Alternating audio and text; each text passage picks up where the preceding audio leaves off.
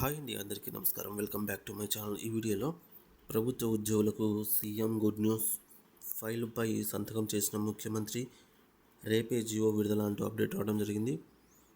So దీనికి సంబంధించిన పూర్తి వివరాలు ఈ వీడియోలో తెలుసుకుందాము. వీడియో అయితే ఎక్కడే కానీ స్కిప్ చేయకుండా ఎండ్ వరకు చూసేయండి. అప్పుడే ఇన్ఫర్మేషన్ పూర్తిగా అర్థమవుతుంది. అలాగే వీడియో చూస్తున్న ప్రతి ఒక్కరు వీడియోకి లైక్ చేయండి ఫ్రెండ్స్. ఈ వీడియోని తోటి ఉద్యోగ పెన్షన్ మిత్రులతో అయితే షేర్ చేయండి. కొత్తగా మన ఛానల్ చూస్తున్న వారు సబ్స్క్రైబ్ చేసుకోండి.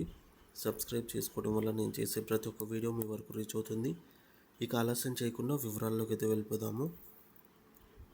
ఫ్రెండ్స్, ఇక విషయానికి వచ్చినట్లయితే ఆంధ్రప్రదేశ్ రాష్ట్రంలోని ఉపాధ్యాయ లోకానికి నిజంగా ఒక చారిత్రాత్మకమైన మరియు మరుపురాని రోజు. ఏంటంటే సుమారు 2 దశాబ్దాలుగా సుదీర్ఘ నిరీక్షణకు వేలాది మంది ఉపాధ్యాయుల నిరంతర పోరాటానికి ఎట్టకేలకు శుభం కాడుబడింది.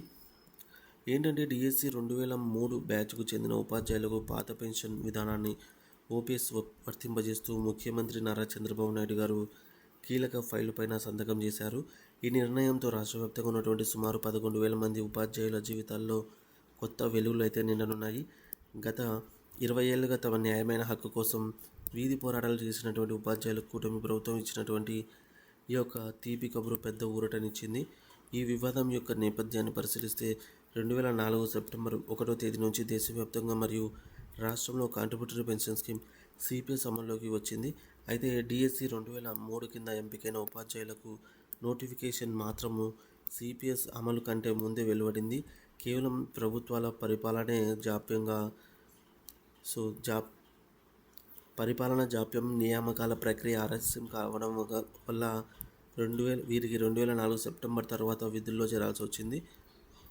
లేట్ అయిందనమాట. సో దీనివల్ల పాత సాంకేతిక కారణాలను సాకుగా చూపుతూ గత ప్రభుత్వాలు వీరికి పాత పెన్షన్ విధానాన్ని ఇవ్వడానికి, అంటే ఓపీఎస్ ఇవ్వాలని నిరాకరించాయన్నమాట. ఎందుకంటే అప్పటికి ఓపీఎస్ మారిపోయింది, కానీ వీరికి పోస్టింగ్ వచ్చేసరికి ఓపీఎస్ అమల్లో ఉండేది. నోటిఫికేషన్ విడుదలైన సమయానికి నియామక నిబంధనలు వర్తిస్తాయి.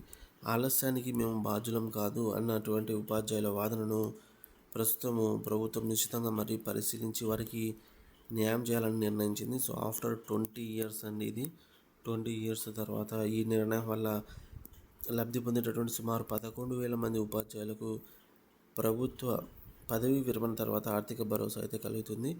అలాగే సిపిఎస్ విధానంలో పెన్షన్ మొత్తం మార్కెటింగ్ ఒడిదుడుకులపైన ఆధారపడి ఉండగా ఓపీఎస్ ద్వారా ఒక స్థిరమైన మరియు ఇతర ప్రయోజనాలు లభిస్తాయి. ముఖ్యమంత్రి ఆమోదం తెలపడంతో ఇప్పుడు అందరి దృష్టి విద్యాశాఖ విడుదల చేయబడేటువంటి అధికారిక జీవోపైనే ఉంది. ఉపాధ్యాయ సంఘాల నేతలు ఈ యొక్క నిర్ణయాన్ని స్వాగతిస్తూ ఇది ఉపాధ్యాయుల ఐక్యతకు లభించిన విజయమని కొనియాడారు. తమ చిరకాల వాంఛను నెరవేర్చినందుకు ముఖ్యమంత్రి గారికి మరియు ప్రభుత్వానికి కృతజ్ఞతలు తెలియజేస్తూ ఉన్నారు. మరి త్వరలోని ఈ ఉత్తర్వులు అమల్లోకి రానున్నాయన్నమాట. పాఠశాలల్లో పండుగ వాతావరణం అయితే మేరకు నెలకొనిందని చెప్పవచ్చు. మరి 2003లో ఓపీఎస్ అమలుకు ముఖ్యమంత్రి చంద్రబాబు గారు ఆమోద ముద్ర అయితే వేశారనమాట. 2003 ఉపాధ్యాయులకు సుమారుగా 11,000 మంది ఉంటారు. సో వీరికి ఈ యొక్క నిర్ణయంతో లబ్ధి చేకూరనుంది. ఆఫ్టర్ 20 ఇయర్స్ సుదీర్ఘ పోరాటం తర్వాత ఎట్టకేలకు కళ సాకారమైంది ఉద్యోగులకి, ఉపాధ్యాయులకి. సెప్టెంబర్ 1, 2004 కంటే ముందు నోటిఫికేషన్ విడుదలైన వీరిని పాత పెన్షన్ పరిధిలోకి తెచ్చారు. సిపిఎస్ నుంచి ఓపీఎస్కు మార్చడం ద్వారా పదవి విరమణ ద్వారా వీరికి పూర్తి స్థాయి ఆర్థిక భద్రత అనేది లభిస్తుంది. త్వరలోనే అధికారిక ఉత్తర్వులు కూడా విడుదల కానున్నాయి ఫ్రెండ్స్. మరి దీనిపై మీ అభిప్రాయం ఏంటనేది కామెంట్ ద్వారా తెలియజేయండి. Thank you for watching this video.